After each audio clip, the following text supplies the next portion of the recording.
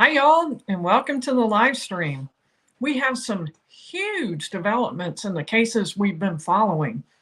Lori Vallow Daybell has just gotten a really enormous advantage over her former co-defendant and her husband, Chad Daybell. And she did it in the strangest possible way by not cooperating with the government. Very unusual. And somebody is in for a very rocky ride now that SLED, South Carolina Law Enforcement Division, is calling the murder, and they're calling it that, of Stephen Smith a homicide, not just a vehicular manslaughter, not just a hit and run. They're calling it a homicide. Is it Buster Murdaugh or is it somebody else? We don't know the answer to that, but we're going to talk about the new information that's come in on that. And then I also want to do a salute for the XXXTentacion jury. And I want to talk just a little bit about what made that case so unique.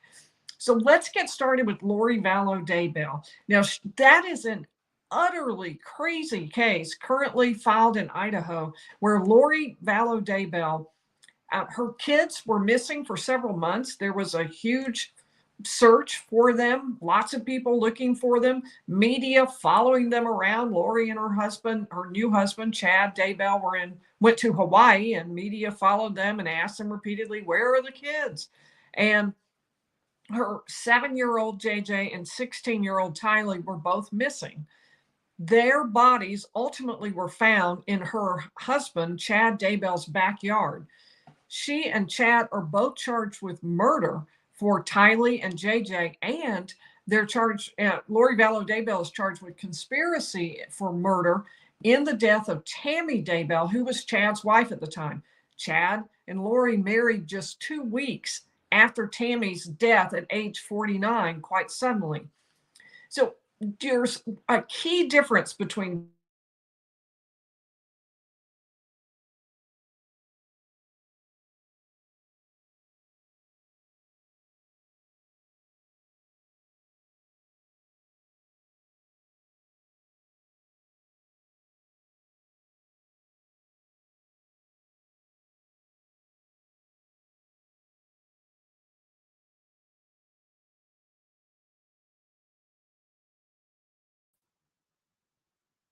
Hey, sorry about that. Just a moment. Let me remove that. I'm going to go from my computer instead of from the telephone because I got knocked off on the telephone. So let's keep going. There's a key difference between Chad Daybell and Lori Vallow Daybell, and that has something to do with the Sixth Amendment. I want to show you just real quickly what is the Sixth Amendment. It is that in all criminal prosecutions, the accused shall enjoy the right to a speedy and public trial. That's the part we care about here, a speedy and public trial. And in this particular case, and I'll say it's become pretty common for people to let go of that right to a speedy trial, to waive it, in other words, to waive the right to a speedy trial. And there are lots of reasons for doing that. It's become really common for prosecutors to ask for that, for judges to want that. It takes some of the pressure off. There's not that appeal ground. And there's also the issue where there's not going to be a problem as far as the Sixth Amendment on appeal, because now they've waived that right and everybody has a lot more time to prepare. There's a lot less rushing around. And so that is a key difference that's happened. That is a key difference between Lori and Chad. Chad Daybell waived his right to a speedy trial, and he did that for unknown reasons in terms of what his thinking would be. But my best guess is 2 things. First, that he wanted more time. I mean, he said that much, that he wanted more time because there were so many new documents and so much new information coming in, and he wanted more time to prepare, just like the prosecution did. But I've always thought another reason that he waived that right is he wanted to distinguish himself, separate himself from Lori Vallow Daybell, because he feels like her trial will be much more of a media circus, and he has a lot more risk if he does that. So you know what? I'm going to move my microphone here. So this may Oh, no, we're just probably going to have to go without the microphone since I'm not on the main one. It'll take me a minute. I'll be looking for it while we talk. But so I've always thought that Lori Vallow Daybell, the fact that he thinks her trial will be so public and so sensational has meant he wanted to separate himself, and therefore he would do anything to separate himself, including waive his right to Sixth Amendment. Now, it's become really common to waive that, but Lori Vallow Daybell did the uncommon. She refused to waive that. She said, no, I'm not going to waive that. It's my right. I'm standing on it. And that separated then Chad from Lori. That was most recently when a bunch of stuff was produced at the end, and particularly there was some DNA evidence. And Chad Daybell said, look, this is even more discovery abuse by them, and we want a delay of trial. And the judge said, okay, yeah, that's actually fair. The judge had resisted separating those trials and said, no, we're going to try you both together. It's going to be the two of you together in one trial because it's really all one case. It's all related. So I want you both together. And so the judge pushed on that. And then finally, there was this new DNA evidence got dropped in, and the judge is like, I can't do it anymore. Yes, you get a delay, Chad, but Lori, if you continue to insist on your speedy trial, okay, you don't get a delay, even though you won't be able to respond to this DNA evidence. So, and at the time, it looked like maybe Lori was a little loopy for not being willing to push it off. It has turned into an absolutely huge win for Lori Vallow Daybell over Chad Daybell. Here's what's happened. There were 3 motions pending. I'll give you the quick rundown on the first 2. And the big one is the death penalty one. The biggest one of all is the ruling on that. Now, there was a motion to compel. It was denied. I think we had talked about yesterday or Monday that I thought it would be, just because it's already everything that they wanted to compel has now been provided. So there wasn't anything more really for the judge to do.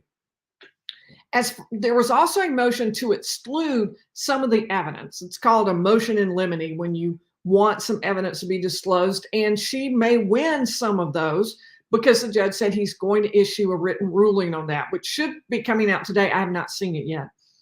But the big one, the really important one, was the motion to dismiss the death penalty. Now, originally, we covered it a couple of times here on the channel. Originally, Lori Vallow Daybell's team had said, look, there are 4 reasons. The first is media saturation. Everybody and his brother is talking about this case, and there's just too much media, and that's going to prejudice her. And when it comes to a death penalty case, that's not okay.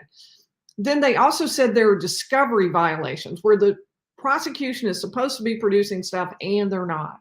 And then the third thing they said was, look, she's twice now been taken out of the queue for a trial because the court found her mentally incompetent. And there's just something wrong about giving the death penalty to someone who's repeatedly declared mentally incompetent. And then the fourth thing they said was, Idaho can't really do it anyway because they haven't been able to get the drugs that are needed to actually carry out the death penalty. And they cited a case there in Idaho.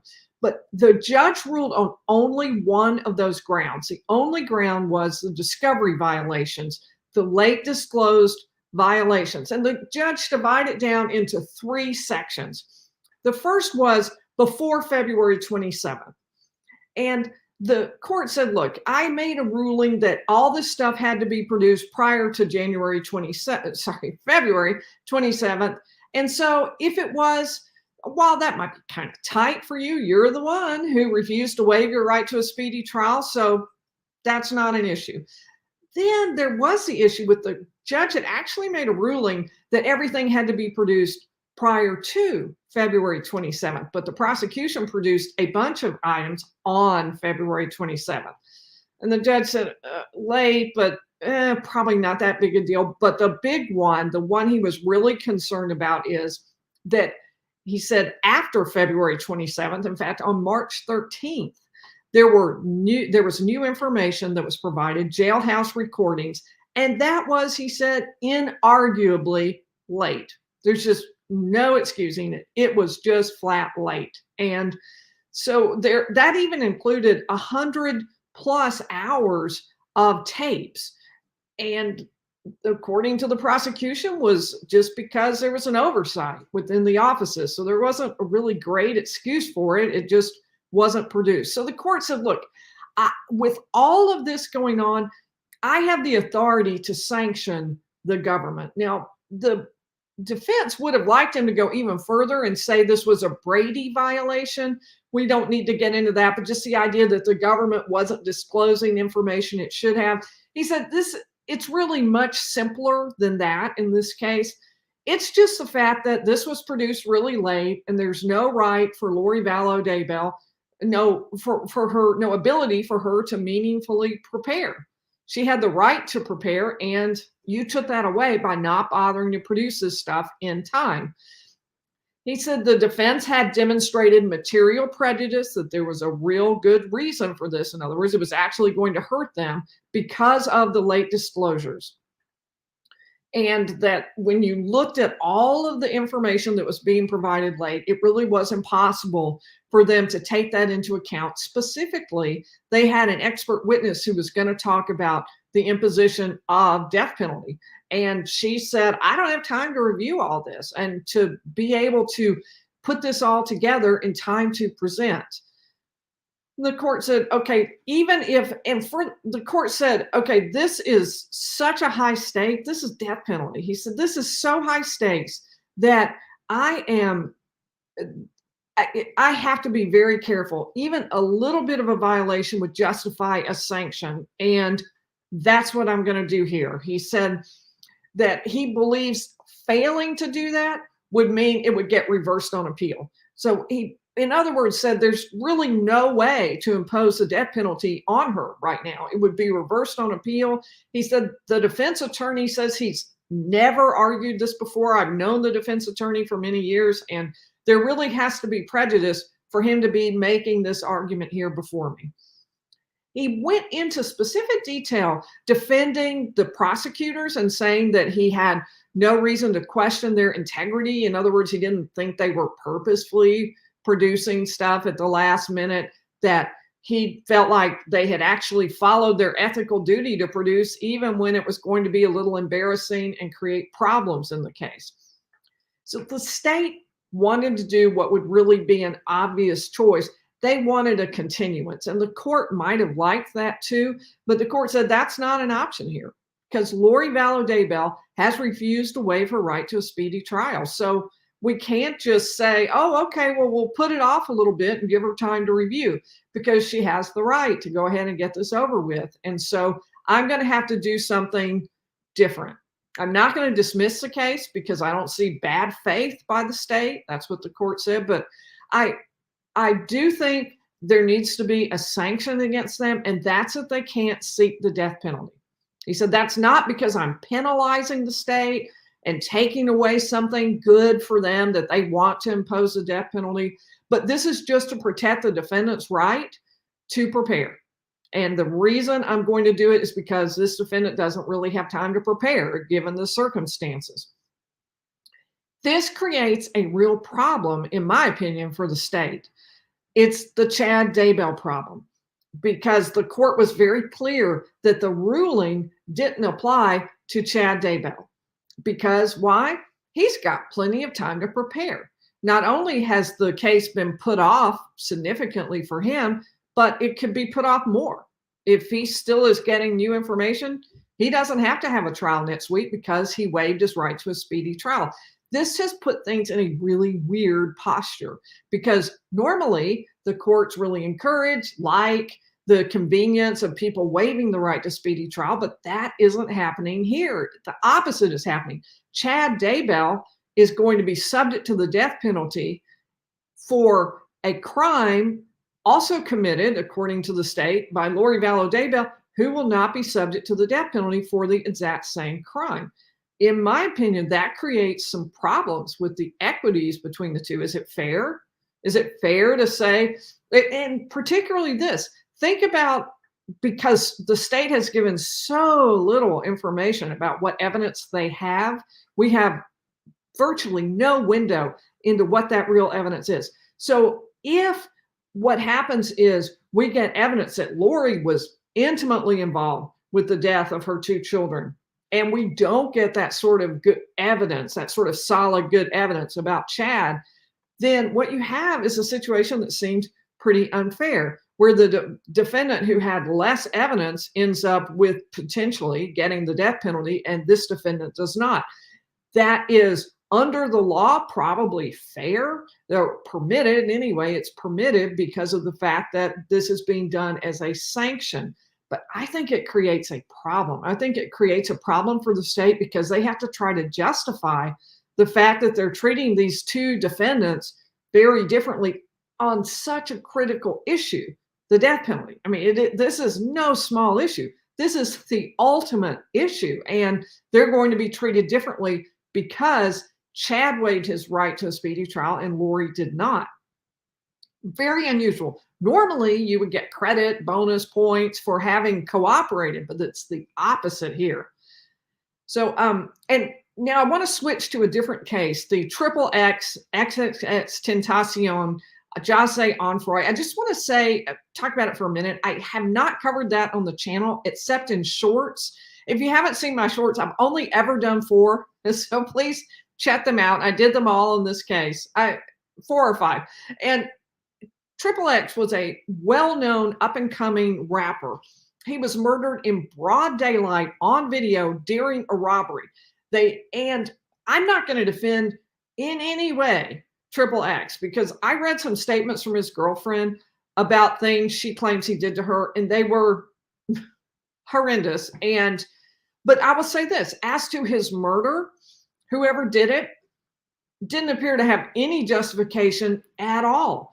It was pretty strong evidence. What I want to talk about is not that, just real briefly, I want to talk about the jury because it was very unusual what happened in that case. Just quickly, the evidence in the case was that there was a video of the murder, although you couldn't really see who the people were. They were wearing masks. They were from, I don't know, probably 20 feet away. And then they tracked a car that pulled up, but it kind of went behind something. So maybe there was a little question there. The defendants flashed cash on social media, and most importantly, and the car, may I say, that they had actually rented it, and it was found crashed a short way away from this. One of them came back to pick up that car. The most important evidence was that one person accepted the plea deal, got a second-degree murder conviction for that, and agreed to testify. So that person said about all the others, they were with me in the car. This is how it went down. This is the exact information. And the defendants did flash a lot of cash around on social media. They had stolen $50,000 from XXX, and they flashed it around. So the defense was, look, none of our defendants' DNA was on his clothes. There was DNA on his clothes, but it wasn't ours. And law enforcement sure should have looked at other people. It just immediately assumed we did it without looking into things like his long-standing feud with Drake, also a rapper. But I want to say something about the jury, because in this particular case, the jury was out 7 days, which is basically unheard of. They were out on a Thursday, all day Friday. They went out late on Thursday, Friday, the entire next week, came back on Monday. They convicted 3 men, and they will be sentenced to, they were convicted of murder. They'll be sentenced to life in prison. 27 hours of deliberation. They asked twice to review the text messages of the person who was identified as the shooter. They asked to review there were more than 1,000 text messages, the photos, the videos. They asked how to view the videos. They asked about opening an envelope to look at a collection of fingerprints, and the judge said, yes, you can do that. So I'm not saying that 7 days is like the number. It's always reasonable. I mean, you go back into the jury room and then you see what people think. And if it's totally clear, there's absolutely no reason to waste everybody's time. It's very unusual, in fact, to take that much time.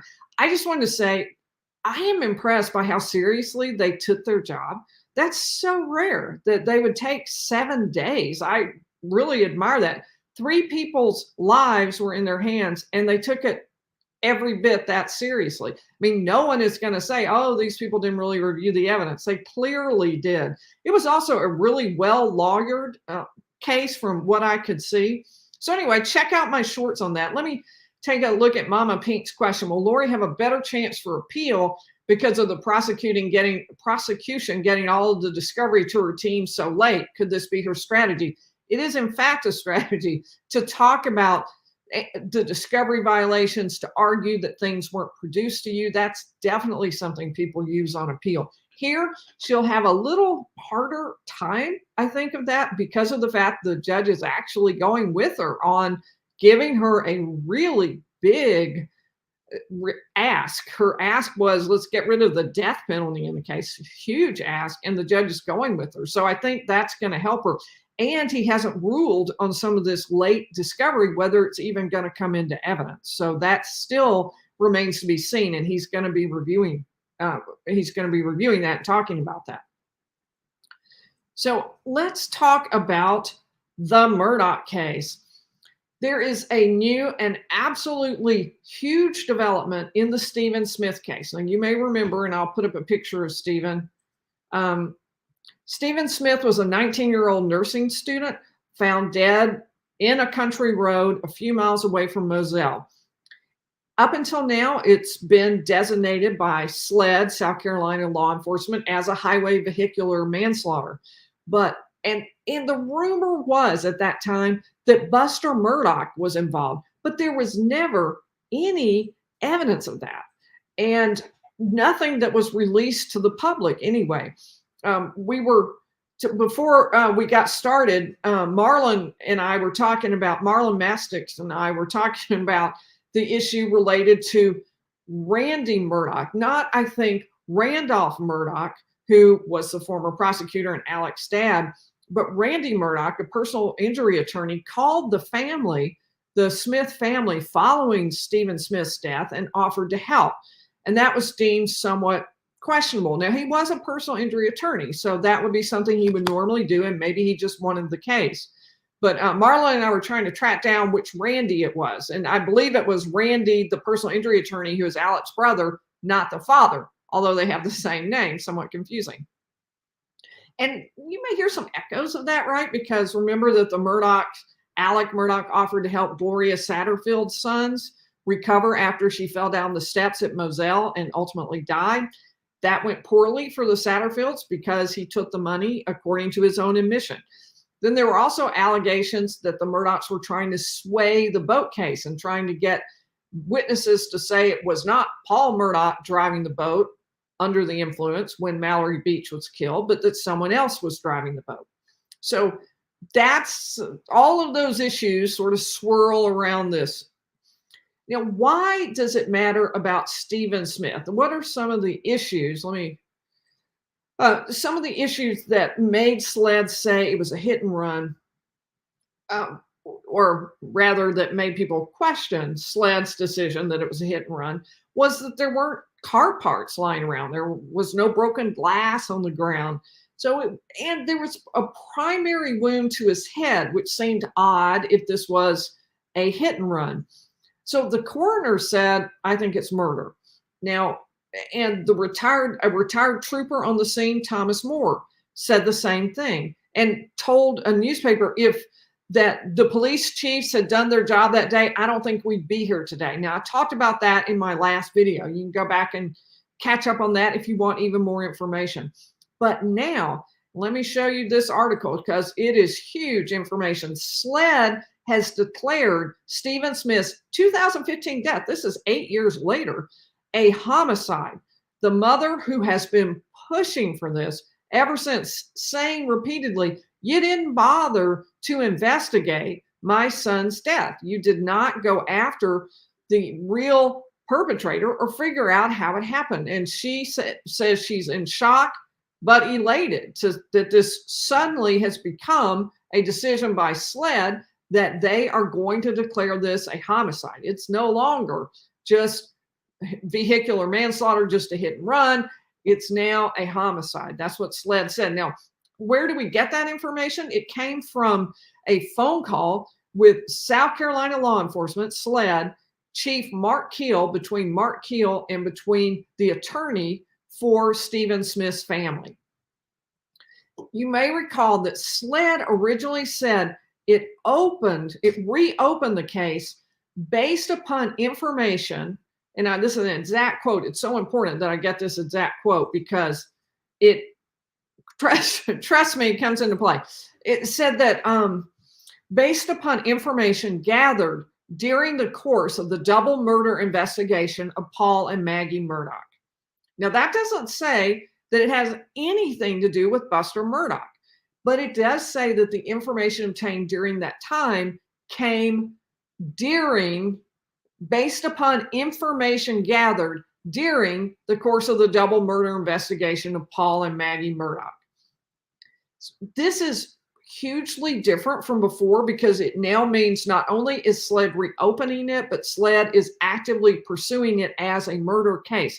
Game changer on that. We have new information. Let me show you this is a statement by Eric Bland, who is now representing Sandy, who is Stephen Smith's mother. And let me show you what she's saying. And I want to go back and say thank you to Grisha. I appreciate the super thanks. Eric Bland, this is what his law firm said. There was a different attorney representing Stephen Smith's family, I should say. And now Eric Bland is representing them. Eric Bland is a well-known attorney in the area and has been heavily involved with the Murdaugh family cases. Now, this is what he said and his firm said in their statement. They said that they talked about that phone call between Bland Richter co-founder Eric Bland and SLED chief Mark Keel. And they're going to be combining their efforts. One of the reasons that combining their efforts, sharing information and resources is so important is because up until now, Sandy had been unable to get anyone to exhume Stephen Smith's body to do an additional look. And furthermore, she was uncomfortable, she said, with the idea that it would be taken care of or anybody would work with who had already been involved in the case. They were just, if it got exhumed, they were just going to send it to the same place. She said, I want somebody independent to look at this because I don't have any confidence that the first decision that this was a hit and run, just nothing more than that, being struck by a vehicle. I don't have any confidence in that. I want somebody new to look at it. And that new information, so the new information that they got, unknown to us what it is, during the course of the double murders, led her to say, I want this once and done. She did a GoFundMe and she said, I want people to give money and let's figure out, let's exhume his body and let's do an autopsy so we can actually find out for real what happened. She raised enough money for that, plus she raised plenty of money to do that. And now SLED is coming on board. So it's a little late in the game. She's already raised some money to do it. But interesting that Eric Bland says they're going to be working together as the state moves forward with exhuming Stephen Smith's body in its subsequent investigation. So I don't know if that means the state is going to take the role of that or if she's going to get what she wanted, which was somebody independent to look at it. Maybe they've reached an agreement on that. He also says that questions were raised about his death during the investigation into the murders of Maggie and Paul Murdaugh in 2021. And state police reopened Smith's case in June 2021 after discovering new evidence during the double murder investigation. Actually, SLED said at the time they discovered new information, not new evidence, which could be the same thing or could not. There's been question about whether all they learned was that the investigative report said they didn't think it was a hit and run. If that's all, then that seems really late in the game to suddenly be finding that. The mom, Sandy, had said she didn't want to go to the same place for the autopsy. We don't know where they're going to do it, but it does say that but Eric Bland goes through the chronology. State police first said that Stephen Smith had car trouble. was walking for help and got hit by a car. And Smith's family believes he was murdered. And now, and he talks about the GoFundMe, which by now is at $80,000, well over what was needed. So I see from Grisha Serta, thank you. I appreciate it. I'm glad you got to see the Surviving the Survivor broadcast that we did. Glad to see that. And I appreciate that very much. So now let's take a look at the second page of the statement by Eric Bland. He also said, and this is really interesting, SLED officials have revealed that they did not need to exhume Stephen Smith's body to convince them that his death was a homicide. You wonder why? What was the difference? What was the new information? I am really curious about this, and there's not a lot that we're being given yet. He said, however, they will be present and participate in any exhumation of Stephen's body to gather more evidence, which suggests to me that Sandy, the mother, is going to be in control and get to decide where it's going to be done and who will do it. So it won't just be sent to the same place and the same people, where she said she had little confidence that they really were going to do anything different from what they did last time. SLED has also revealed on the phone call that they were waiting until the Murdaugh trial was over before making this announcement out of concern that witnesses would not be as forthcoming under the Murdaugh sphere of influence. Since the conclusion of the Murdaugh trial, more resources have been devoted and will be devoted to Stephen Smith's case. So really interesting that they are saying they held it back with the idea that somehow the Murdaugh influence was so strong that they wouldn't be able to get the witnesses to talk as openly. But now that it's broken, the idea would be they would be able to get witnesses to speak up. Witnesses would no longer be afraid. That's the implication from Eric Bland about what's being said. Now, this might not end up really making a difference in terms of penalty, because vehicular manslaughter, hit and run, could carry 1 to 35 years in prison. Murder or homicide, 30 years to life, with not being eligible to parole in that case, in the case of life. But the question is still there. Is Buster Murdaugh implicated in any way? Does Buster Murdaugh have anything to do with it?